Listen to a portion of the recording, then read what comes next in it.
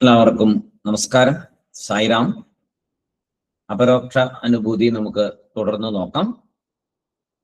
ശ്രീഹരിം പരമാനന്ദം ഉപദേഷ്ടാരമീശ്വരം വ്യാപകം സർവലോകാനാം കാരണം തം നമാമ്യഹം.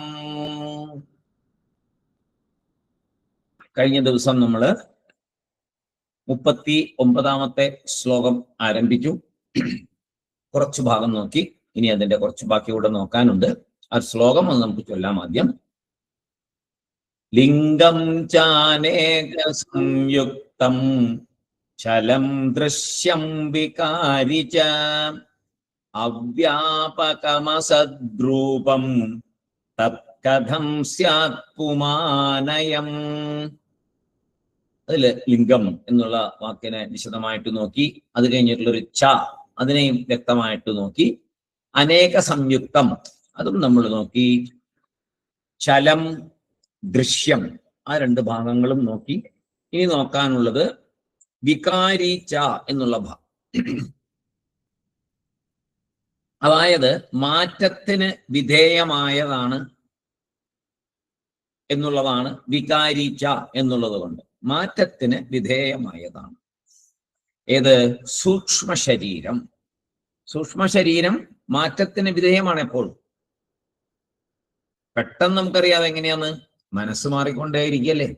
ഇപ്പോഴത്തെ മനസ്സ് ഒരു സെക്കൻഡിൽ മനസ്സ് മാറിക്കൊണ്ടിരിക്കുക.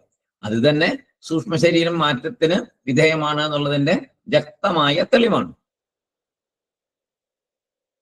എപ്പോഴും ഒരുപാട് കാലമൊന്നും നോക്കണ്ട. രാവിലത്തെ മനസ്സായിരിക്കില്ലേ വൈകുന്നേരം ആകുമ്പോ. അതുകൊണ്ടല്ലേ പറഞ്ഞത്, കർണൻ ഒരു കയ്യിൽ എണ്ണ തേച്ചുകൊണ്ടിരിക്കുമ്പോ ഇടത്തെ കൈ കൊണ്ട് ദാനം കൊടുക്കുമ്പോ എന്തേ അങ്ങനെ ചെയ്ത് ചോദിച്ചപ്പോ, ഈ കയ്യിൽ നിന്ന് ഈ കയ്യിലേക്ക് മാറുന്ന നേരം കൊണ്ട് മനസ്സ് മാറിയാലോ എന്ന് ചോദിക്കുന്നുണ്ട് കർണൻ ദാനം കൊടുക്കുന്ന സമയത്ത്. അപ്പോ അതുപോലെ ആ മനസ്സ് ആ സെക്കൻഡ് വെച്ച് മാറിക്കൊണ്ടിരിക്കുകയാണ്. അത് തന്നെ ഏറ്റവും വലിയ തെളിവാണ് സൂക്ഷ്മ ശരീരം മാറ്റത്തിന് വിധേയമാണ് എന്നുള്ളതിന്. കാലത്തിനനുസരിച്ച്, അറിവിനനുസരിച്ച്, അനുഭവത്തിനനുസരിച്ച്, ഓരോന്നിനനുസരിച്ചും മനസ്സ് മാറിക്കൊണ്ടിരിക്കും. കാലം അനുസരിച്ച് മാറുന്നുണ്ട്. നമുക്ക് കിട്ടുന്ന അറിവനുസരിച്ച് മനസ്സ് മാറിക്കൊണ്ടേയിരിക്കുന്നുണ്ട്. അനുഭവം വെച്ച് ഓരോ അനുഭവം കൊണ്ടും മനസ്സ് മാറിക്കൊണ്ടിരിക്കുന്നുണ്ട്. അപ്പൊ അതാണ് വികാരീച്ച എന്ന് പറയുന്നത്. പിന്നെന്താണ് പറഞ്ഞത്? അവ്യാപകം അസദ്രൂപം എന്നുള്ളതാണ് അടുത്തത്. അവ്യാപകം. അവ്യാപകം എന്ന് പറഞ്ഞാൽ പരിച്ഛിന്നം എന്നാണ്. ലിമിറ്റഡ്. അതിർവരമ്പുണ്ട്. അതിനൊക്കെ അതിർവരമ്പുണ്ട്. സൂക്ഷ്മ ശരീരത്തിന് അതിർവരമ്പുണ്ട്. ഇങ്ങനെയുള്ള സൂക്ഷ്മ ശരീരം, അതായത് അതിർവരമ്പുകളുള്ള ആത്മാവിനെ പോലെ അതിർവരമ്പില്ലാത്തതല്ല, സർവവ്യാപി അല്ല സൂക്ഷ്മ ശരീരം. അപ്പോ അങ്ങനെയുള്ള ആ സൂക്ഷ്മ ശരീരം അസത് രൂപമാണ്, ശാശ്വതമല്ല. അസത് രൂപമാണ് സൂക്ഷ്മ ശരീരം. അവ്യാപകം അസത് രൂപം എന്ന് പറഞ്ഞു. അതിർവരമ്പുകളുണ്ട്. പിന്നെ അതിനു മുമ്പ് കുറെ കാര്യങ്ങൾ പറഞ്ഞു. ഇങ്ങനെ എല്ലാം കൊണ്ടും ഈ സൂക്ഷ്മ ശരീരം ശാശ്വതമല്ല, അനിത്യമാണ്. മാത്രമല്ല മിഥ്യയാണ്. അനിത്യം, മിഥ്യ എന്നുകൂടെ വരും. മിഥ്യയെക്കുറിച്ച് നോക്കണമെങ്കിൽ കുറെ നന്നായിട്ട് ആത്മീയപാതയിൽ മുന്നേറിയ ആൾക്കാർക്ക് മിഥ്യ മനസ്സിലാവുള്ളൂ. ഏറ്റവും ടഫായിട്ടാണ് മിഥ്യ എന്നുള്ള ബോധത്തിലേക്ക് വന്ന് കടന്ന് മുന്നോട്ട് പോകേണ്ടത്. ഏറ്റവും ദുഷ്കരമാണ്. അപ്പോ അങ്ങനെയുള്ള ഈ സൂക്ഷ്മ ശരീരം കഥം സ്യാത് പുമാൻ അയം, ഈ ഇങ്ങനെയുള്ള കാര്യങ്ങളൊക്കെ പറഞ്ഞ ആ സൂക്ഷ്മ ശരീരം എങ്ങനെ പുമാൻ അഥവാ ബ്രഹ്മം അല്ലെങ്കിൽ ആത്മാവാകും, അല്ലെങ്കിൽ ഞാനാകും. സൂക്ഷ്മ ശരീരം എങ്ങനെ ഞാനാകുന്നേ? എന്റെ സൂക്ഷ്മ ശരീരമാണ്. ആത്മാവ് പറയുന്നത് എന്റെ സൂക്ഷ്മ ശരീരം. എന്റെ എന്നേ പറയാൻ പറ്റത്തുള്ളൂ. സൂക്ഷ്മ ശരീരവും എന്റെ എന്ന് നമ്മൾ പറയണം. ഈ ശരീരത്തെ പറയുന്ന പോലെ, എന്റെ കൈ, എന്റെ കാല് എന്ന് പറയുന്ന പോലെ എന്റെ സൂക്ഷ്മ ശരീരം ആണ് ശരിക്കും പറയേണ്ടത്, ഞാൻ അല്ല. അപ്പൊ കഴിഞ്ഞ ശ്ലോകത്തില് സ്ഥൂല ശരീരം ഞാനല്ല എന്ന് പറഞ്ഞു തന്നു, കർമ്മകാണ്ഡത്തെ ഉദ്ധരിച്ചുകൊണ്ട്. ഇപ്പോൾ പറയുന്നു സൂക്ഷ്മ ശരീരവും ഞാനല്ല എന്ന് പറഞ്ഞു. നമ്മുടെ എല്ലാ സങ്കടങ്ങളും നമ്മുടെ മനസ്സിനെ നാം കാണുന്ന രീതിയിലാണ് ഇരിക്കുന്നത്. അതിന് എത്രയോ ഉദാഹരണങ്ങൾ നമ്മൾ നോക്കി. ലോകം അല്ല സംസാര കാരണം. ഈ ലോകമല്ല സംസാര കാരണം, മനസ്സാണ് സംസാര കാരണം. നമ്മൾ ഈ ലോകത്തെ എങ്ങനെ കാണുന്നു, നമ്മൾ എങ്ങനെ സ്വീകരിക്കുന്നു എന്നനുസരിച്ചാണ് സങ്കടവും സന്തോഷവും ദുഃഖവും വിഷമങ്ങളും എല്ലാം വരുന്നത്. ലോകമല്ല അതിന് കാരണം, നമ്മുടെ മനസ്സാണ് സംസാര കാരണം. നമ്മുടെ ഭാവന മാറണം. ഭാവന എങ്ങനെയാ മാറണ്ടേ? ഞാൻ ഈ രണ്ട് ശരീരവുമല്ല, സ്ഥൂല ശരീരവുമല്ല സൂക്ഷ്മ ശരീരവുമല്ല, മനസ്സും ഞാനല്ല മനസ്സ്, എന്റെ മനസ്സാണ്, ഞാനല്ല മനസ്സ്. ഈ മനസ്സിൽ എന്തെങ്കിലും വേണോ വേണ്ടയോ എന്ന് തീരുമാനിക്കേണ്ടത് ഞാനാണ്, അല്ലാതെ മനസ്സല്ല എന്നെ നിയന്ത്രിക്കേണ്ടത്. കാരണശരീരം മോക്ഷത്തിന് ദൃഷ്ടാന്തമായതിനാൽ അതിനെ ഈസിയായി നെഗേറ്റ് ചെയ്യാം. കാരണശരീരം കളയാൻ ബുദ്ധിമുട്ടില്ല. കാരണം എല്ലാത്തിൽ നിന്നും വിരക്തി വന്നാൽ പിന്നെ അവിടെ ആഗ്രഹങ്ങളൊന്നും അവശേഷിക്കുന്നില്ല, വിത്തുകളൊന്നും അവിടെ പാകപ്പെടുന്നില്ല. സാധന ചെയ്ത് ആ ജ്ഞാനം ഉദിച്ചു കഴിഞ്ഞാൽ ആ വിത്തെല്ലാം ഉണങ്ങിപ്പോയി കരിഞ്ഞു പോകും, ഒന്നും ഉണ്ടാവില്ല അവിടെ. പൂർവ്വജന്മമായിട്ടുള്ള കാര്യങ്ങളൊന്നും ഇല്ലല്ലോ. കാരണശരീരം വരുന്നത് പ്രാരബ്ധവും കൊണ്ടല്ലേ. അപ്പോ ആ പ്രാരബ്ധങ്ങളെല്ലാം പോകും. ജ്ഞാനം വരുമ്പോ നേരത്തെ നമ്മൾ പഠിച്ചു, എല്ലാ സഞ്ചിത കർമ്മവും പ്രാരബ്ധ കർമ്മവും അങ്ങനെ എല്ലാ കർമ്മങ്ങളും അവിടെ പോകും എന്ന് നമ്മൾ പഠിച്ചു, നേരത്തെ പഠിച്ചിട്ടുണ്ട്. അപ്പൊ അതുകൊണ്ട് അതിനെക്കുറിച്ച് കൂടുതൽ ബോധറിയേണ്ട കാര്യമില്ല. ഈ സ്ഥൂല ശരീരവും സൂക്ഷ്മ ശരീരവും കിടന്നാൽ ഓട്ടോമാറ്റിക് ആയിട്ട് കാരണ ശരീരത്തിൽ നിന്നും നമുക്ക് മാറ്റം കിട്ടുന്ന, അതിൽ നിന്ന് നമ്മൾ ഉയരും, അങ്ങനെ മോക്ഷത്തിലേക്ക് എത്തും. ഈസി ആയിട്ട് നെഗേറ്റ് ചെയ്ത് കളയാൻ മതി, ഒരു ബുദ്ധിമുട്ടും വരില്ല. രണ്ട് ശരീരം സ്ഥൂലവും സൂക്ഷ്മവും നീക്കുന്നതാണ് ഏറ്റവും ബുദ്ധിമുട്ട് എന്ന് ആചാര്യസ്വാമി പറഞ്ഞിട്ടുണ്ട്. സ്ഥൂല ശരീരത്തെ ആദ്യം ഞാനല്ല എന്ന് മനസ്സിലാക്കുന്നത് കഠിനം, അതിലും കഠിനം സൂക്ഷ്മ ശരീരം ഞാനല്ല എന്ന് മനസ്സിലാക്കുന്നത്. അടുത്ത ശ്ലോകം 40-ാമത്തെ ശ്ലോകം. ഏവം ദേഹദ്വയാദന്യ ആത്മാ പുരുഷ ഈശ്വരഃ സർവാത്മാ സർവരൂപശ്ച സർവാതീതോഹമവ്യയഃ. ഏവം ദേഹദ്വയാദന്യ ആത്മാ പുരുഷ ഈശ്വരഃ സർവാത്മാ സർവരൂപശ്ച സർവാതീതോഹമവ്യയഃ. എന്താണ് ഇവിടെ പറയുന്നത്? ഏവം ദേഹാത് ദ്വയാത് ധന്യ.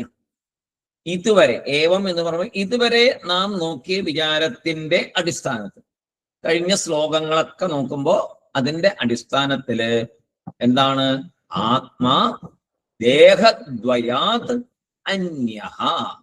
ആത്മാ ദേഹദ്വയാത് അന്യഃ. ഈ ആത്മാ ദേഹദ്വയാത് രണ്ട് ശരീരത്തിൽ നിന്നും അന്യഃ വേറെയാണ്. ഈ ആത്മാ രണ്ട് ശരീരത്തിൽ നിന്നും വേറെയാണ്. ഏതാ രണ്ട് ശരീരം? സ്ഥൂല ശരീരവും സൂക്ഷ്മ ശരീരവും. ഇവിടെ കാരണ ശരീരത്തെയും നമുക്ക് ചേർത്ത് പറയാം. കാരണം ഇത് രണ്ടും കഴിയുമ്പോൾ അത് തനിയെ ജ്ഞാനം വരുമ്പോൾ ഇല്ലാണ്ടാവും. അതിനെക്കുറിച്ച് വേറെ ഒന്നും പ്രത്യേകിച്ച് ചെയ്യേണ്ട കാര്യങ്ങളില്ല. അവിടെ കൂടുതലായി നമ്മൾ നോക്കുന്നത് സ്ഥൂല സൂക്ഷ്മ ശരീരത്തിനെ കുറിച്ചാണ് ശരിക്കും പഠിക്കേണ്ടതും മനസ്സിലാക്കേണ്ടതും. നമ്മൾ അതിൽ നിന്ന് ഉയർന്ന് എന്താ പറയുക, ജ്ഞാനത്തിലേക്ക് എത്തണമെങ്കിൽ അതിൽ നിന്ന് വിട്ടേ പറ്റത്തുള്ളൂ. ആത്മാ ഞാൻ എന്നറിയണമെങ്കിൽ സ്ഥൂല സൂക്ഷ്മങ്ങളെ കടന്നേ പറ്റുള്ളൂ. കാരണത്തെക്കുറിച്ച് ഇപ്പൊ കൂടുതൽ നോക്കണ്ട. അപ്പോ ആത്മാ വേറെ വേറെ എന്നാണ് ഇപ്പൊ നമ്മൾ പറയുന്നത്. വലിയൊരു ഒരു കാര്യമാണ് ഇനി പറയാൻ പോകുന്നത്. നമ്മൾ നോക്കുമ്പോ ഒരാൾ മരിച്ചു കഴിയുമ്പോൾ നമ്മൾ പറയും ആത്മാവിന് നിത്യശാന്തി ലഭിക്കട്ടെ. ഏറ്റവും വലിയ മണ്ടത്തരമാണ് പറയുന്നത്. ആത്മാവിന് നിത്യശാന്തി ലഭിക്കട്ടെ എന്ന് നമ്മൾ പ്രാർത്ഥിക്കുന്നു. ഈ ആത്മാ ആരാണ്? ആത്മാ ശാന്തസ്വരൂപനാണ്. അതിന് വേറൊരാൾ ശാന്തി ഉണ്ടാകാൻ പ്രാർത്ഥിക്കൊന്നും വേണ്ട. ആത്മാ എന്ന് സർവസ്ഥലത്തും നിറഞ്ഞു നിൽക്കുന്ന, ആ പ്രപഞ്ചത്തെ നിയന്ത്രിക്കുന്ന, സർവ്വതിനെ നിയന്ത്രിക്കുന്ന, എല്ലാവരുടെ ഉള്ളിലും പ്രവർത്തിക്കുന്ന ആ സ്വയം ജ്യോതിയായി നിൽക്കുന്നതാണ് ഈ ആത്മാ. അപ്പോഴാണ് പറയുന്നത് ആത്മാവിന് നിത്യശാന്തി ലഭിക്കാൻ വേണ്ടി പ്രാർത്ഥിക്കുന്നു. ഇതിൽ പരം മണ്ടത്തരം വേറൊന്നും പറയാനില്ല. അപ്പോ പരേതാത്മാവിന് നിത്യശാന്തി, അത് ശാന്തം തന്നെ, ആത്മാശാന്തിയായിട്ട് തന്നെ ഇരിക്കണേ. അവിടെ ജീവൻ, ഈ സൂക്ഷ്മ ശരീരത്തിന്റെ പ്രശ്നമാണ് അവിടെ ഉള്ളത്. ശരിക്കും പറഞ്ഞാൽ മരിച്ചു കഴിഞ്ഞാൽ സ്ഥൂലം ഇവിടെ പോയി, പിന്നെ സൂക്ഷ്മം നിലനിൽക്കുന്നു. ആ സൂക്ഷ്മം നിലനിൽക്കുന്ന ആ സൂക്ഷ്മ ശരീരത്തിന്, ആ ജീവന് മുക്തി ലഭിക്കട്ടെ എന്ന് പ്രാർത്ഥിക്കാം. ഇനിയൊരു ജന്മം ഉണ്ടെങ്കിൽ ആ ജന്മത്തിൽ കിട്ടിയിട്ട് ഈ ജീവന് മുക്തി ലഭിക്കട്ടെ, അത് ഓക്കെ. ആ ഒരു പ്രാർത്ഥന നല്ലതാണ്. അവിടെ ആത്മാവിനെ കയറി മുക്തി ലഭിക്കട്ടെ എന്ന് പറഞ്ഞാൽ എന്നെ ഇത്രയും മടത്തര. അപ്പൊ നമ്മൾ അതിനകത്ത് കുടുങ്ങി കിടക്കുക, നമ്മളെല്ലാം അതിനകത്ത് കുടുങ്ങി കിടക്കുക. നമ്മളങ്ങനെ പറയാൻ പാടില്ല. ശരിക്കും നമ്മൾ പഠിച്ചു കഴിയുമ്പോൾ നമ്മൾ അങ്ങനെ പറയും, ജീവനെ നമ്മൾ വേറെ ആയിട്ട് തന്നെ കാണണം. ആ ജീവൻ എന്നുള്ള അവസ്ഥയിൽ അജ്ഞാനം നിലനിൽക്കുന്നത് കൊണ്ടാണ് ജീവനായിരിക്കുന്നത്. അതുകൊണ്ട് ആ ജീവനെ അജ്ഞാനത്തിൽ നിന്ന് മാറ്റി നമ്മൾ ആത്മാലെവലിലേക്ക് ഉയരാനായിട്ട് നമ്മൾ പറയണം, മറ്റേതല്ല പറയണ്ടത്. പക്ഷെ ഇപ്പൊ നമ്മൾ അങ്ങനെ പറയാൻ പോയാൽ നമ്മളെ മണ്ടന്മാരാക്കും. പുള്ളി എവിടെയെങ്കിലും കൊണ്ട് ചികിത്സിക്കേണ്ട സമയം അതിക്രമിച്ചിരിക്കുന്നു എന്ന് പറയും. തൽക്കാലം പറയണ്ട, അവനവൻ മനസ്സിലാക്കുക. നമ്മൾ അങ്ങനത്തെ മെസ്സേജുകൾ ഇടാതിരിക്കുക. അപ്പോ അല്ലെങ്കിൽ നമ്മൾ അതോടെ തന്നെ നിൽക്കും. നമ്മൾ ആ മെസ്സേജ് ഇടണ്ടെന്ന് പറയുന്ന കാര്യം നമ്മൾ അങ്ങനെ പറയാന്ന് കഴിഞ്ഞാൽ നമ്മൾക്ക് നമ്മുടെ ഉള്ളിൽ അത് ഉണ്ടാവില്ലല്ലോ. നമ്മുടെ ഉള്ളിൽ ഈ ശരിയല്ലാത്ത കാര്യങ്ങൾ നമ്മുടെ ഉള്ളിൽ ഉണ്ടാവുന്നതുകൊണ്ട് നമ്മൾ അങ്ങനെ മെസ്സേജ് ഇടാൻ പാടില്ല. അപ്പൊ ചില കാര്യങ്ങൾ വ്യവഹാരത്തിൽ നമ്മൾ വ്യവഹാരത്തിൽ നിന്ന് മാറിയേ പറ്റും. എല്ലാത്തിലും വ്യവഹാരത്തിൽ നമ്മൾ കൂടെ നിന്നാൽ നമുക്ക് ഉയർച്ച ഉണ്ടാവില്ല. അപ്പൊ നമ്മുടെ മനസ്സ് നമ്മുടെ കൈപ്പിടിയിൽ നിൽക്കില്ല, അവിടെ നിന്ന് പോവും. അപ്പൊ ചില കാര്യങ്ങളിൽ നമ്മൾ നിഷ്കർഷ പാലിച്ചേ പറ്റുള്ളൂ. അപ്പോ ഇത് ഇവിടെ പറയും ശ്ലോകത്ത് വലിയൊരു കാര്യം പറയുന്നത്, നമ്മളെ സംബന്ധിച്ചിടത്തോളം നമ്മൾ നോക്കുമ്പോൾ ഇഷ്ടംപോലെ ജീവികള്, ഇഷ്ടംപോലെ മരങ്ങള്, ഇഷ്ടംപോലെ മനുഷ്യര്, ധാരാളം ആൾക്കാര്. അപ്പൊ ശരിക്കും നോക്കുമ്പോൾ എല്ലാം വേറെ വേറെ വേറെ വേറെ ആത്മാവാണ്, അല്ലെ? ഒറ്റ നോട്ടത്തിൽ നോക്കുമ്പോൾ എല്ലാം വേറെയാണല്ലോ. വേറെ വേറെ ആത്മാ എന്നാണ് നമ്മൾ ഇപ്പോൾ ഈ സമയം വരെ വിശ്വസിച്ചിരിക്കുന്നത്. എല്ലാം വേറെ വേറെ ആത്മാ, ഇങ്ങനെയാണ് നമ്മൾ പറയുന്നത്. നമ്മൾ ആ ജീവനെ ആത്മാവായിട്ട് പറയുന്നു. ഇനി സ്ഥൂല ശരീരം കുറച്ച് പഠിച്ചപ്പോൾ ശരി വിട്ടു പോട്ടെ, എന്നാലും സൂക്ഷ്മത്തിൽ നമ്മൾ നിൽക്കും. നമ്മൾ ആ ജീവനെ ആത്മാ എന്ന് പറയും. അതിന്റെ ഉദാഹരണം ഇപ്പൊ പറഞ്ഞു. അപ്പൊ എല്ലാം വേറെ വേറെ ആത്മാവാണ് എന്നാണ് നമ്മുടെ ധാരണ. എല്ലാവരും അങ്ങനെ തന്നെ ധരിച്ചിരിക്കുന്നത്. എല്ലാം വേറെ വേറെ വേറെ ആത്മാ. ഈ കാണുന്ന ജീവന്മാരെല്ലാം വേറെ വേറെ വേറെ ആത്മാ. അത് വലിയൊരു കടമ്പയാണ്. അതാണ് ഇവിടെ ആചാര്യസ്വാമി പറയുന്നത് 40-ാമത്തെ ശ്ലോകത്തില്. ആത്മാ എങ്ങനെ, എന്ത് സ്വരൂപം, ആത്മാവിന്റെ സ്വരൂപം എന്ത്, അതാണ് ഇനി പറയാൻ പോകുന്നത്. ആത്മാവിന്റെ സ്വരൂപത്തെ പറയുകയാണ്. നമ്മൾ മനസ്സിലാക്കേണ്ട ഏറ്റവും പ്രധാനപ്പെട്ട ഭാഗം ആത്മാവിന്റെ സ്വരൂപം എന്ത്. ഈ ലോകത്തിലെ ബാക്കി പദങ്ങളെല്ലാം അതാണ് പറയുന്നത്. ഈ ശ്ലോകത്തിലെ ബാക്കി പദങ്ങൾ ഏതാണ്? ശ്ലോകം ഏവം ദേഹദ്വയാധന്യ ആത്മാ പുരുഷ ഈശ്വരഃ സർവാത്മാ സർവരൂപശ്ച സർവാതീതോ അവ്യയഃ. അപ്പോ എല്ലാ പദങ്ങളും പറയുന്നത് എന്താണെന്ന് അറിയാവോ? ആത്മായുടെ സ്വരൂപത്തെ പറഞ്ഞു തരാൻ പോവാണ്. നമ്മൾ വളരെ ശരിക്കും ഉള്ളില് ഉറപ്പിക്കേണ്ടതാണ് ഈ സംഭവം. അല്ലെങ്കിൽ ഇനി മുന്നോട്ട് നമ്മൾ പോകത്തില്ല, നമുക്കൊന്നും മനസ്സിലാവില്ല ഇനി മുന്നോട്ട് പോകുന്ന കാര്യങ്ങൾ. അപ്പൊ പുരുഷ, ഇവിടത്തെ പുരുഷ എന്നുള്ളതിന് ആത്മാ പുരുഷ ഈശ്വര എന്ന് പറയും. പുരുഷ എന്നുള്ളതിന് ഇവിടെ പൂർണ്ണ എന്നർത്ഥം എടുക്കണം. നിറഞ്ഞത്, ഒരു കുറവുമില്ലാത്തതാണ് ആത്മാ. നിറവുള്ളതാണ് ആത്മാ, നിറഞ്ഞതാണ്, ഇനി ഒന്നും വരാനില്ല. പൂർണ്ണം, പൂർണ്ണത്വാ. ഈ നശിക്കുന്ന ശരീരത്തിൽ പൂർണ്ണത്വാത് സാക്ഷി മാത്രമായിട്ടിരിക്കുന്നു ഈ ആത്മാ. രണ്ട് ശരീരവുമല്ല എന്ന് പഠിച്ചു കഴിഞ്ഞു. അപ്പൊ ഇനി സ്വരൂപം എന്താ എന്നൊരു ചോദ്യം വരുന്നു. അപ്പൊ പറയുന്നു ഈ ശരീരത്തില് സാക്ഷിയായിട്ടിരിക്കുന്നതാണ് ആത്മാ. അത് ഒരുപാട് നേരത്തെ പഠിച്ചതാണല്ലോ. നേരത്തെ ഒരുപാട് കാര്യങ്ങൾ പല ഉപനിഷത്തിനെയൊക്കെ കോട്ട് ചെയ്തുകൊണ്ട് പഠിച്ചതാണ്. ഇപ്പൊ സാക്ഷി മാത്രമായി പൂർണ്ണനായി ഇരിക്കുന്നതിനാൽ പൂർണ്ണത്വാദ്, ആത്മാ പൂർണ്ണത്വാദ് നിറഞ്ഞു നിൽക്കുന്നു പുരുഷ. പിന്നെ ഈശ്വര, അതെന്തുകൊണ്ടാ ഈശ്വര എന്ന് പറയുന്ന ആത്മാവിനെ? ഇപ്പൊ നമുക്ക് പുതിയ അറിവാ അല്ലേ? നമ്മുടെ കണക്കൂട്ടലിൽ ഈശ്വരൻ വേറെ അമ്പലത്തിലൊക്കെ ഉണ്ട്, വിഗ്രഹത്തിലുണ്ട്. പിന്നെ ഈ പറഞ്ഞ മാതിരി പ്രകൃതിയൊക്കെ നിയന്ത്രിക്കുന്നുണ്ട് ഈശ്വരൻ. നമ്മൾ എന്തെങ്കിലുമൊക്കെ പ്രാർത്ഥിച്ചാൽ അദ്ദേഹം അവിടെ നിന്ന് തരും. അദ്ദേഹം തന്നാലേ നമുക്ക് കിട്ടുള്ളൂ. പ്രാർത്ഥിക്കണം, അല്ലാതെ തരത്തില്ല. നന്നായിട്ട് പ്രാർത്ഥിച്ചാലേ കിട്ടുള്ളൂ. പ്രാർത്ഥിച്ചോളൂ. എങ്ങനെ വേണമെങ്കിൽ പ്രാർത്ഥിക്കാം. ഒന്ന് ശരീരം കൊണ്ട് ഇത് ശയന പ്രദർശനം, ശരീരത്തെ പീഡിപ്പിച്ചുകൊണ്ട് പ്രാർത്ഥിക്കാം. ശൂലം കുത്തുന്നു പലരും അല്ലെ? ശൂലം കുത്തല്. ആ ഭഗവാന് വേണല്ലോ, ശൂലം കുത്തിയിട്ട് വേണല്ലോ ഭഗവാന്. എന്തൊരു കഷ്ടമാണ്. അപ്പോ ഈ ശൂലം കുത്തി അതിന്റെ വേദന അനുഭവിച്ച് ഗരുഡൻ തൂക്കല്, തൊലി മുഴുവൻ ചുക്കിച്ചുളിച്ച് പിടിച്ചെടുക്കുക, എന്റെ കൊളുത്തിട്ടിട്ട് വലിയ ഇതിന്റെ മുകളിൽ പറക്കുന്ന പോലെ ഗരുഡൻ തൂക്കം ഭഗവാനെ പ്രീതിപ്പെടുത്താനാണ്. ഇതൊക്കെ നമ്മുടെ ഈ അന്ധവിശ്വാസങ്ങളൊക്കെ എന്ന് മാറും? സമർപ്പണമാണ് ഉദ്ദേശിക്കുന്നത്.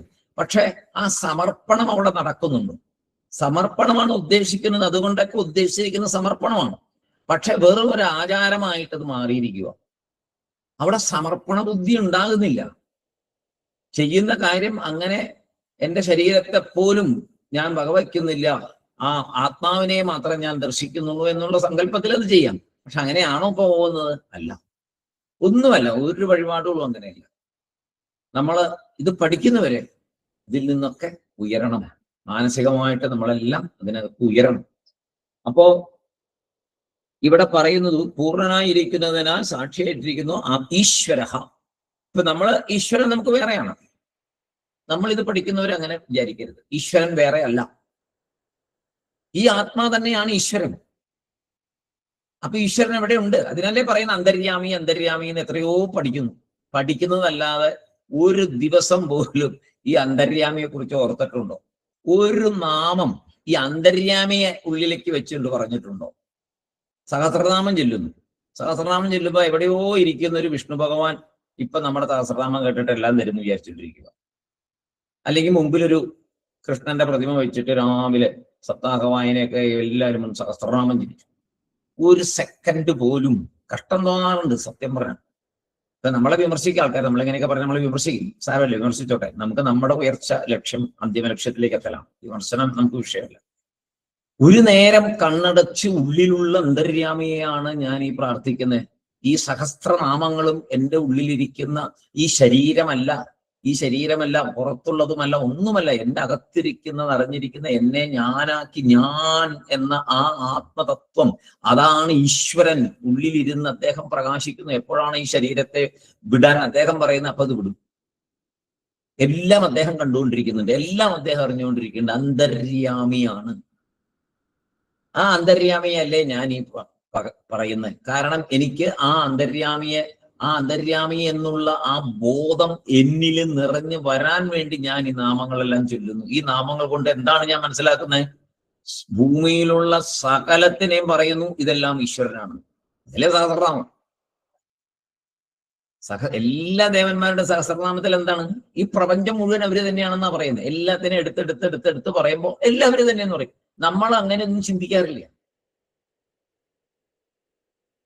ശ്രീരുദ്രം മുഴുവൻ എന്താ? ഭഗവാനാണ് ഈ പ്രപഞ്ചം. അത് മുഴുവൻ പറയാണ്. പൊട്ടക്കിണറ്റിലും നല്ല വെള്ളത്തിലും തടാകത്തിലും നല്ല ചെളിവെള്ളത്തിലും നല്ല വെള്ളത്തിലും കടലിൽ എല്ലാം എന്നതില്ല. പർവ്വതത്തില് കള്ളന്മാരിൽ തന്നെ പലവരം. ഇത് പറഞ്ഞു പറ്റിക്കുന്നവര്, പിടിച്ചു പറിക്കുന്നവര്, രാത്രി മോഷ്ടിക്കുന്നവര്, ഇങ്ങനെ എത്രയോ കാര്യങ്ങളാണ് ശ്രീരുദ്രത്തിൽ പറയുന്നത്. ഇതെല്ലാം പറയുന്നത് ആരെക്കുറിച്ചാണ്? എവിടെയോ ഉള്ളൊരു ഈശ്വരനെ കുറിച്ചല്ല, നമ്മുടെ ഉള്ളിലുള്ള ആ ശക്തിയെ കുറിച്ചാണ് പറയുന്നത്. ഞാൻ എന്ന ശക്തിയെ കുറിച്ചാണ് പറയുന്നത്. സർവസ്ഥലത്തും നിറഞ്ഞു നിൽക്കുന്ന ശക്തിയെ കുറിച്ചാണ് പറയുന്നത്. അപ്പോ നമ്മുടെ മുമ്പിൽ നിൽക്കുന്ന, നമ്മുടെ കൂടെ നിൽക്കുന്ന, നമ്മുടെ വീട്ടിലുള്ള, നമ്മുടെ ഗ്രാമത്തിലുള്ള, നമ്മുടെ എവിടെയൊക്കെ ആരെയൊക്കെ കാണുന്നു ആ എല്ലാവരിലും ഉള്ള ശക്തി എന്താണ്? എന്നിലുമുള്ള അതേ ശക്തി തന്നെയാണ്. എല്ലാവരിലും അതേ ശക്തി തന്നെയാണ്, എന്നിലുമുള്ള അതേ ശക്തി തന്നെയാണ്. ഇത് ഒന്ന് ശരിയായി വരാൻ ഒരുപാട് കാലമെടുക്കും. പക്ഷെ ഗുരുനാഥന്മാര്, ആചാര്യസ്വാമിയെ പോലുള്ള ഗുരുനാഥന്മാര് പറഞ്ഞു തരുമ്പോ അതൊന്ന് മനസ്സിലാക്കി കുറച്ചെങ്കിലും നമ്മൾ അതിനെക്കുറിച്ചൊന്ന് ചിന്തിച്ച് വിചാരം ചെയ്ത് മുന്നോട്ട് പോകണ്ടേ? നമുക്ക് അന്തിമ ലക്ഷ്യത്തിലേക്ക് എത്തണ്ടേ? വേറൊരാളെ അന്തിമ ലക്ഷ്യത്തിലേക്ക് എത്തിയാനൊന്നും പറ്റില്ല. പക്ഷെ അവനവൻ എങ്ങനെയെങ്കിലും കരകയറണ്ടേ ഇതിൽ നിന്ന്. അപ്പോ പറയാണ്, ഈ ആത്മാ ലോകത്തിന് കാരണമായിരിക്കുന്നു. അതിനാലാണ് ഈശ്വരൻ എന്നുള്ള പേരു. ഈ ആത്മാവിന്റെ പേരാണ് ഈശ്വരൻ, അല്ലാതെ ഒന്നുമല്ല. ഇപ്പൊ ആരോടെങ്കിലും പറഞ്ഞാൽ അവരും സമ്മതിക്കുമോ? ആരോടും പറയാൻ പോണ്ട, അറിഞ്ഞാൽ മതി. അവരുടെ ഈശ്വരൻ ആത്മാവാണെന്ന് പറയാ അതെവിടെ എങ്ങനെ പറഞ്ഞിരിക്കുന്നു, ആര് പറഞ്ഞു, എപ്പ പറഞ്ഞു? പല പല പ്രശ്നങ്ങൾ വരും. അതിന് മറുപടി നമ്മുടെ കയ്യിൽ ഉണ്ട് പറയാൻ. പക്ഷെ പറഞ്ഞാൽ അവർക്ക് മനസ്സിലാവില്ല. അപ്പൊ പിന്നെ അതുകൊണ്ട് കാര്യമില്ല, ഉണ്ടല്ലോ. അറിയുക സർവത്തിനും കാരണമായ അതേ ആ ശക്തി തന്നെയാണ് ഞാൻ. അപ്പൊ ചോദിക്കുക, അത് പിന്നെന്താ എനിക്കെന്നാ മനസ്സിലാകാത്ത? ആ മനസ്സിലാകാനാണ് ഇത് പഠിക്കുന്നത്. ഇത് പഠിച്ച് കുറെ സാധന ചെയ്ത് മെല്ലെ മെല്ലെ മെല്ലെ മെല്ലെ വിചാരം ചെയ്ത് അപ്പോ ഒരു സമയം വരും. ശരിയാണ്, ഇത് ഞാൻ മനസ്സിലാക്കാനുള്ള ഒരു സമയം വരും. ഉറപ്പാണ്, വരും എന്നുള്ളത് ഉറപ്പാണ്. എത്രയോ പേർക്ക് വന്നിരിക്കുന്നു, എത്രയോ ഗുരുനാഥന്മാർ ആ അവസ്ഥയിൽ ഇരുന്നിരിക്കുന്നു. അപ്പൊ നമുക്കും ആ അവസ്ഥയിലേക്ക് എത്താൻ പറ്റും, ഉറപ്പാണ്, ഷുവറാണ്, ഒരു സംശയമില്ല ഇതിനകത്ത്. കാരണം പ്രമാണം എന്താണ്? വേദാന്തം പ്രമാണം, വേദം പ്രമാണം, എത്തുന്നുള്ളത് ഉറപ്പ്. അപ്പോ സർവാത്മാ, ഞാൻ എന്ന ഈ ആത്മാ തന്നെ എല്ലാ ശരീരത്തിലും. അതിനെയാണ് മനസ്സിലാക്കേണ്ടത്, ആ ശരീരത്തെ അല്ല, സ്ഥൂല ശരീരത്തെയുമല്ല, സൂക്ഷ്മ ശരീരത്തെയുമല്ല, ത്രിഗുണങ്ങളെ വെച്ച് ജീവൻ എന്ന് പറഞ്ഞ് നടക്കുന്ന അതിനെയുമല്ല, അഹങ്കാരത്തിനെയുമല്ല, ഒന്നിനെയുമല്ല, ആ അകത്തുള്ള ശക്തി. അതിനെ മനസ്സിലാക്കാമല്ലോ. ഇതേ ചോദ്യം എല്ലാവരെയും സ്നേഹിക്കണമെന്ന് പറഞ്ഞപ്പോ ഡോക്ടർ ഹിസ്ലോപ്പ് ഭഗവാൻ ബാബായോട് ചോദിച്ചു, അതെങ്ങനെയാ എല്ലാവരെ സ്നേഹിക്കാൻ പറ്റുന്നത്? നമ്മുടെ കൂട്ടത്തിൽ നമ്മളെ എതിരാളികൾ, ശത്രുക്കൾ ഉണ്ടാവും, നമുക്ക് പാര വെച്ചവരുണ്ടാവും, നമ്മെ ദ്രോഹിച്ചവരുണ്ടാവും, നമുക്ക് വെറുപ്പുള്ളവരുണ്ടാവും, നമുക്കൊട്ടും ഇഷ്ടപ്പെടാത്തവരുണ്ടാവും, നമ്മളെ ദേഷ്യത്തോടെ കാണുന്നവരുണ്ടാവും. ഇങ്ങനെ എല്ലാവരെയും സ്നേഹിക്കാൻ പറ്റും? ഭഗവാൻ പറഞ്ഞു, ആ കാണുന്നതൊന്നുമല്ല, അതിനെയൊന്നും അല്ല സ്നേഹിക്കണ്ടേ. അതൊക്കെ സത്വരജതമോ ഗുണങ്ങളിൽ പെടുന്ന കാര്യങ്ങളാണ്. അതിനൊന്നും നോക്കണ്ട, അതല്ല. അതിനെയൊക്കെ പ്രവർത്തിപ്പിക്കുന്ന ഒരു അന്തര്യാമി ഉണ്ട് അവിടെ. ആ നമ്മൾ ഏത് വ്യക്തിയെ കാണുന്നോ ആ വ്യക്തിയുടെ ഉള്ളിൽ, ശത്രുവായിക്കോട്ടെ മിത്രമായിക്കോട്ടെ ആരായിക്കോട്ടെ, ആ വ്യക്തിയെ അങ്ങനെ നിലനിർത്തുന്ന ഒരു ശക്തി അകത്തുണ്ട്. പ്രവർത്തിക്കുന്നത് പുള്ളിയുടെ സത്വരജതമോ ഗുണങ്ങളാണ്. അകത്ത് ഇതിലെല്ലാം കണ്ടുകൊണ്ട് സാക്ഷിയായിട്ട് ജ്വലിച്ചു നിൽക്കുന്ന സ്വയം ജ്യോതി ഒന്നുണ്ട്. അതിനെയാണ് സ്നേഹിക്കേണ്ടത്. അത് നീ തന്നെയാണ്. പ്രത്യേകിച്ച് സ്നേഹിക്കേണ്ടി വരികയില്ല, ഉറപ്പാണ്. അത് മനസ്സിലാക്കിയാൽ അത് സ്നേഹം തന്നെയാണ്, വേറെയല്ല. നീയും അതും വേറെയല്ല. അങ്ങനെയാണ് സ്നേഹിക്കേണ്ടത്. അല്ലാതെ കാണുന്ന ഉടനെ ഓടിച്ചെന്ന് കെട്ടിപ്പിടിച്ച് അതൊന്നുമല്ല സ്നേഹം. ഉള്ളില് അറിയുക, ഈ എന്നിലുള്ള ഇതേ ശക്തി തന്നെയല്ലേ അതാ അദ്ദേഹത്തിനുള്ളിലും പ്രവർത്തിക്കുന്നത്. എന്നിട്ട് പിന്നെ വേണമെങ്കിൽ പറയാം, എന്ത് ചെയ്യാം, അദ്ദേഹം അത് മനസ്സിലാക്കുന്നില്ലല്ലോ, അദ്ദേഹം ഇങ്ങനെയൊക്കെ പ്രവർത്തിച്ചുകൊണ്ടിരിക്കുന്നില്ലോ എന്ന് നമുക്ക് വിചാരിക്കാം. അത് കുഴപ്പമില്ല. പക്ഷെ ഉള്ളിലുള്ളത് അതേ ശക്തിയാണ് എന്ന് അറിയണം. അതാണ് ഹിസ്ലോപ്പിനോട് പറയാം. അതോടുകൂടി ഹിസ്ലോപ്പിന്റെ സകല സംശയങ്ങളും മാറുകയാണ്.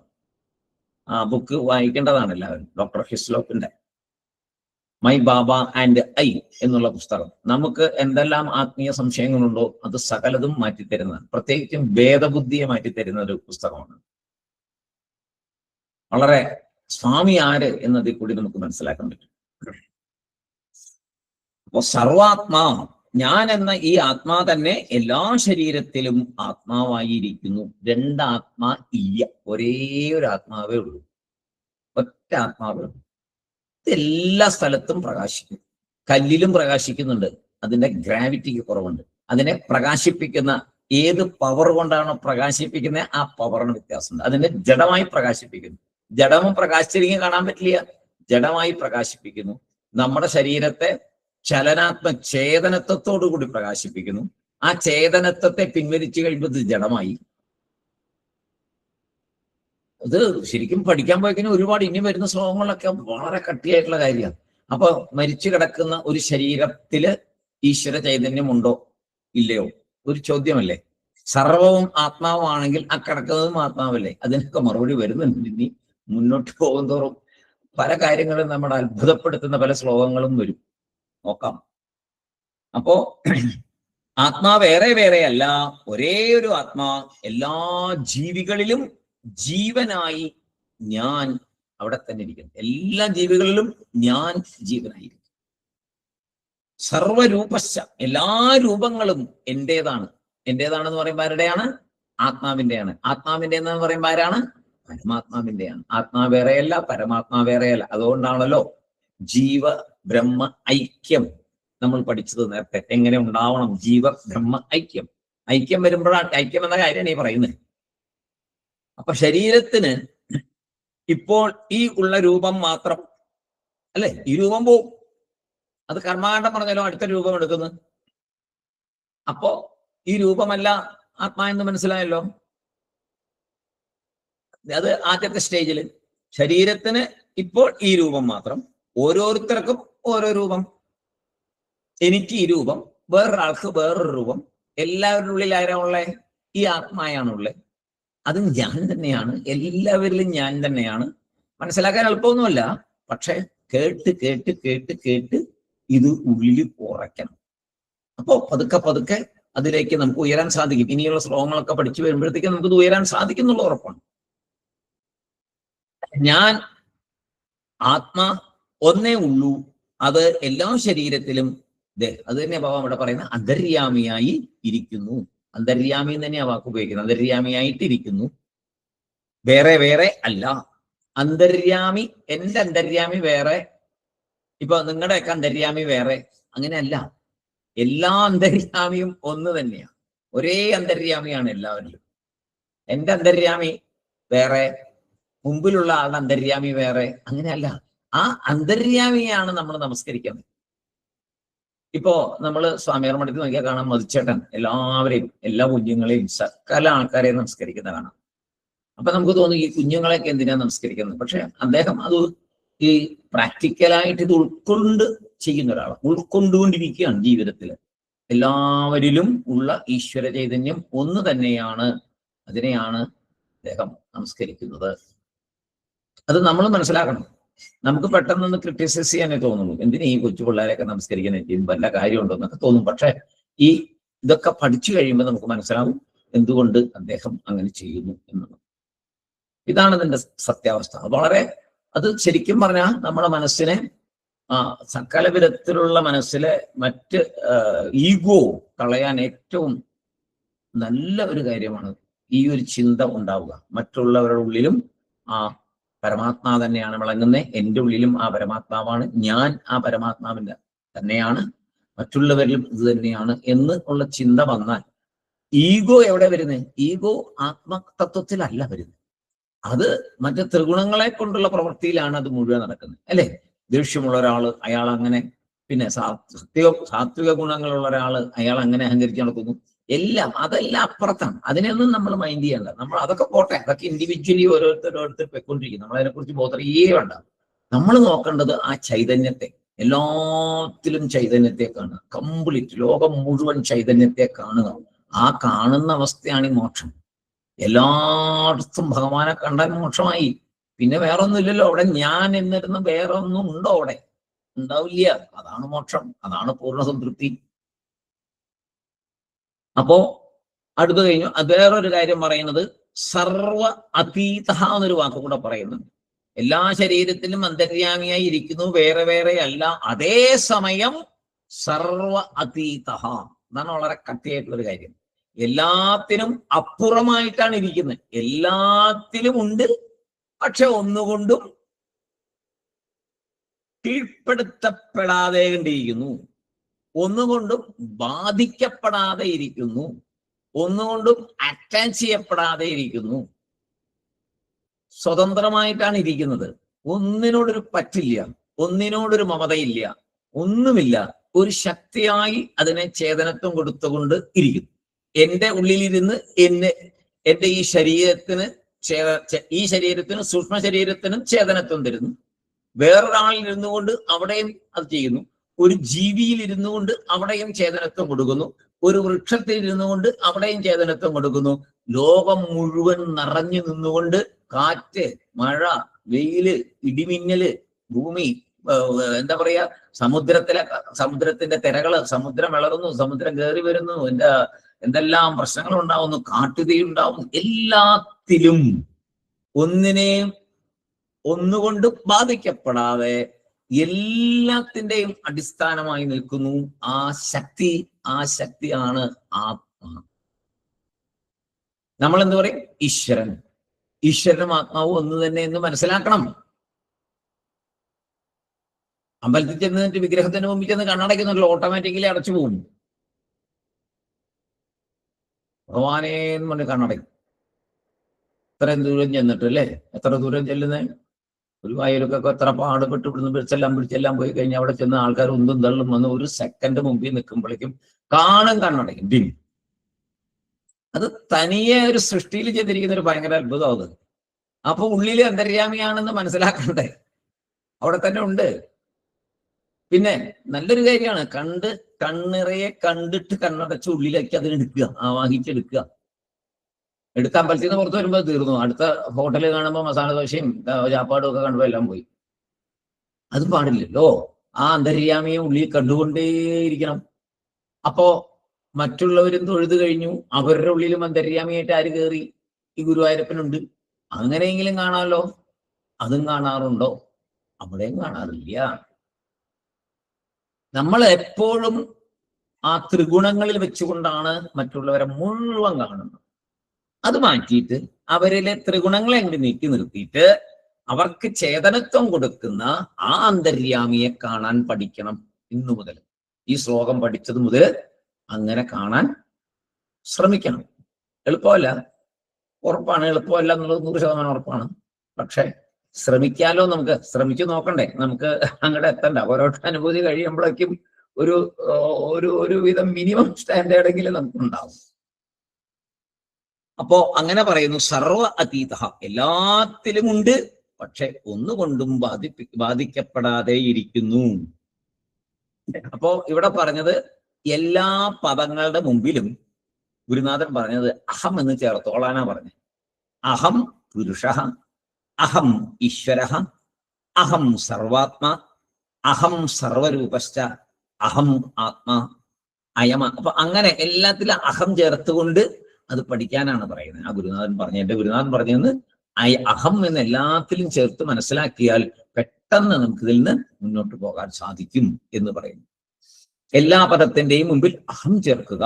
അഹം അവ്യയ, അവസാനത്തെ പദം അവ്യയ. സർവാത്മാ പറഞ്ഞു, സർവ അതീതൻ പറഞ്ഞു, ഇനി അവ്യയ. അഹം അവ്യയ. അഹം അഹങ്കാര സാക്ഷി, അഹങ്കാരത്തിന് പോലും സാക്ഷിയായിരിക്കുന്നു. എന്നിലുള്ള അഹങ്കാരത്തിന് അല്ലേ? അഹങ്കാരം എവിടെ വരുന്നത്? സൂക്ഷ്മ ശരീരത്തില്. മനസ്സ്, ബുദ്ധി, ചിത്തം, അഹങ്കാരം, ഈ നാലിന്റെയും സാക്ഷിയാരാ അവിടെ? സൂക്ഷ്മ ശരീരത്തിന്റെ സാക്ഷിയാരാ? ആത്മാ. അപ്പോ അഹങ്കാരത്തിനും സാക്ഷിയായിട്ട് ആരായിരിക്കുന്നത്? ഈ ആത്മാ. അതായത് ഞാൻ തന്നെയാണ് സാക്ഷി. ഗുണങ്ങളെല്ലാം അഹങ്കാരത്തെ ചേർന്നാണ്. ഇതാ പറയുന്നുണ്ട്, നമ്മളിപ്പോ പറഞ്ഞുകൊണ്ടിരുന്ന കാര്യം തന്നെ. ഗുണങ്ങളെല്ലാം അഹങ്കാരത്തെ ചേർന്നതാണ്. ഞാൻ എന്നുള്ള ആ വിചാരത്തെ ചേർന്നതാണ്. ആക്ച്വലി ഞാൻ ആരാണ്? ഞാൻ ഈ ഗുണാതീതനാണ്. പക്ഷെ ഇപ്പൊ ഞാൻ ഗുണങ്ങളുള്ള ആളാണ്. ഞാൻ ഒന്നിലെ സത്വരജ ഉള്ള ആളായിരിക്കും, അല്ലെങ്കിൽ ഞാൻ തമോ ഗുണമുള്ള ആളായിരിക്കും, അല്ലെങ്കിൽ ഞാൻ രജോ ഗുണമുള്ള ആളായിരിക്കും. ഞാൻ ഈ മൂന്നിലാണ് എന്നെ പെടുത്തുന്നത്. ഈ മൂന്നില് സ്ഥൂല ശരീരം പോട്ടെ, വിട്ടു. സ്ഥൂല ശരീരത്തെ കളഞ്ഞു, നമുക്ക് ഒക്കെ മനസ്സിലായി, കത്തിച്ച് കളയും, പോവും, എല്ലാം ഓക്കെ. ഇപ്പൊ നമ്മൾ സൂക്ഷ്മ ശരീരത്തിൽ നിൽക്കുകയാണ്. എങ്ങനെ? ഞാൻ സാത്വികനാണ്, അല്ലെങ്കിൽ ഞാൻ ഭയങ്കര ധൈര്യശാലിയൊക്കെയാണ്, രജോ ഗുണമുള്ളവനാണ്, ഒന്നിനും പേടിയില്ല. പിന്നെ അല്ലെങ്കിലോ ഞാൻ മഹാമടിയനാണ്, എന്നെ കൊണ്ടൊന്നും കഴിയത്തില്ല, ഒരു കാര്യത്തിന് ഞാൻ വരില്ല, ചുമ്മാ വേറെ പണിയൊന്നുമില്ല, ചുമ്മാ ഇരുന്നാ പോരെ എന്ന് ഉള്ള ഒരു തമോ ഗുണം. ഈ മൂന്നിലെ ഏതെങ്കിലുമാണ് നമ്മളെ കാറ്റഗറൈസ് ചെയ്തിരിക്കുന്നത്. പക്ഷേ നമ്മൾ ഇതാണോ? അല്ല. നമ്മൾ ഇതിനെല്ലാം അപ്പുറമുള്ള, ഇതിനെ നിയന്ത്രിക്കുന്ന, ഇതിന് ചേതനത്വം തരുന്ന ഒരു ശക്തിയായിട്ട് നമ്മൾ ഇരിക്കുന്നു. അപ്പൊ ആരെ ചേതനത്വം കൊടുക്കണ്ടെന്ന് നമ്മൾ തീരുമാനിച്ചാൽ മതി. ഇതിന് ചേതനത്വം കൊടുക്കണ്ട. എന്തിന്? ഈ വികാരങ്ങൾക്ക്, ഈ വിചാരങ്ങൾക്ക്, ഈ മനസ്സിന് ഞാൻ ഇന്ന ആളാണ് എന്ന് കൊടുക്കണ്ട. ഞാൻ നല്ലവനാണെന്ന് വിചാരിക്കണ്ട. ഞാൻ ചീത്തയാണെന്ന് വിചാരിക്കേണ്ട, ഞാൻ ഒന്നിനും കൊള്ളില്ലാത്തവനാണെന്ന് വിചാരിക്കേണ്ട, ഞാൻ ദേഷ്യക്കാരനാണെന്ന് വിചാരിക്കേണ്ട.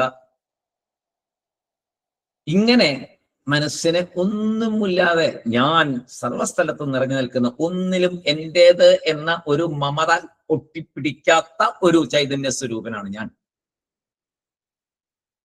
എന്ന് പതുക്കെ പതുക്കെ പതുക്കെ പതുക്കെ ഉള്ളിലേക്ക് ഉറപ്പിച്ച് മുന്നോട്ട് പോകണം. അതായത് നാടകം കാണുന്നത് പോലെ ഞാൻ ഈ നാടകം കാണുന്ന ഒരാളാണ്. നാടകത്തെ അഭിനയിക്കുമ്പോഴും ചെയ്യാലോ, ഞാൻ അഭിനയിക്കുന്ന ഒരാൾ മാത്രമാണ്, ഞാൻ ഈ ക്യാരക്ടറൊന്നുമല്ല, ഞാൻ അഭിനയിക്കുന്ന ഒരാളാണ്. കാണുന്ന ആൾക്കും നോക്കിക്കൊണ്ടിരിക്കാലോ, ഒരു നാടകം കണ്ടുകൊണ്ടിരിക്കാലോ. നാടകം കണ്ട് കരയേണ്ട കാര്യമുണ്ടോ? ഇപ്പൊ നമ്മളൊക്കെ ആ അവസ്ഥയിലല്ലേ ഇരിക്കുന്നത്, കണ്ട് കരഞ്ഞുകൊണ്ടിരിക്കുകയാണ്, എല്ലാം കണ്ട് കരയുക, വിഷമിക്കുക, എല്ലാം ചെയ്തുകൊണ്ടിരിക്കുന്നു. സിനിമ കാണുമ്പോഴും ഒക്കെ ഇത് തന്നെ. അപ്പോ അതൊക്കെ ചെറിയ ഉദാഹരണങ്ങളാണ്. നമ്മൾ അവിടെ നിന്നൊക്കെ ഒത്തിരി ഹയർ ലെവലിലേക്ക് വേണം ചിന്തിക്കാൻ, അതൊക്കെ പോട്ടെ. അപ്പോ ആത്മസ്വരൂപത്തിന്റെ ലക്ഷണങ്ങളാണ്, ആത്മാവിന്റെ സ്വരൂപമാണ് ഈ പറഞ്ഞത്. എന്താണ് സ്വരൂപം പറഞ്ഞത്? ഈശ്വര, സർവാത്മാ, സർവരൂപ, സർവാതീത, അവ്യയ. ഇതെല്ലാം ആത്മാവിന്റെ സ്വരൂപമാണ്. ഈ സ്വരൂപം ആരുടെയാണ്? എന്റെയാണ്. ആത്മസ്വരൂപം എന്ന് പറഞ്ഞാൽ ആരുടെ സ്വരൂപമാണ്? എന്റെ സ്വരൂപമാണ്. അപ്പൊ ഞാൻ ആരാണ് യഥാർത്ഥത്തില്? ഈ പറഞ്ഞതൊക്കെയാണ്. അതാണ് ഭഗവാൻ പറഞ്ഞത്, ഞാൻ ഈശ്വരനാണ് എന്ന് എനിക്കറിയാം, നിങ്ങൾ ഈശ്വരനാണെന്ന് നിങ്ങൾക്കറിയില്ല, അത് നിങ്ങൾക്ക് മനസ്സിലാക്കി തരാനാണ് ഞാൻ വന്നിരിക്കുന്നത് എന്ന് ഭഗവാൻ ബാബ എത്രയോ പ്രഭാഷണങ്ങളിൽ പറഞ്ഞിരിക്കുന്നു. അത് തന്നെയാണ് നമ്മളെ ഇന്ന് ഈ വഴിയിലേക്ക് എത്തിച്ചിരിക്കുന്നത്. ഞാനൊക്കെ അത് കേട്ട് അത് ഈ ജീവിതത്തിൽ എന്തെങ്കിലും മനസ്സിലാക്കണം എന്ന് വിചാരിച്ച് ഭഗവാന്റെ സകല പുസ്തകവും വായിച്ചിട്ടുള്ള ഒരാളാണ്.